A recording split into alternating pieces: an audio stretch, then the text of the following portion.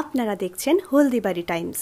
ভালোবাসার টানে প্রেমিকার বাড়ি পৌঁছেছিলেন যুবক, কিন্তু শেষমেশ প্রেম নয়, জুটল মার। ঘটনাটি ঘটেছে মেখলিগঞ্জ ব্লকের রানীরহাট গ্রাম পঞ্চায়েতের 183 শৈলমারী প্রসাদীরাম স্কুল সংলগ্ন এলাকায়।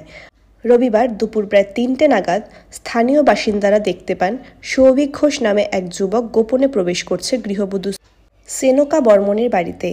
অভিযোগ, সৌভিক সেখানে গিয়ে সেনকাকে তার সঙ্গে নিয়ে যেতে চায়, কিন্তু গৃহবধূর শ্বশুরবাড়ির লোকজন বাধা দিলে দুপক্ষের মধ্যে শুরু হয় বচসা ও ধাক্কাধাক্কি। চিৎকার চেঁচামেচি শুনে ছুটে আসেন এলাকার স্থানীয় বাসিন্দারা। তারা সৌভিককে ধরে উত্তম মধ্যম দেন এবং খবর দেন মেখলিগঞ্জ থানায়। কিছুক্ষণের মধ্যেই পুলিশ ঘটনাস্থলে পৌঁছে সৌভিক ও সেনকাকে থানায় নিয়ে যায়।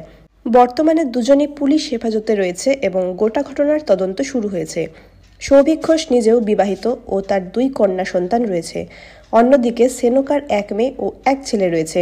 দীর্ঘদিন ধরেই সৌভিক ও সেনকার মধ্যে ঘনিষ্ঠ সম্পর্ক ছিল বলে অভিযোগ উঠেছে।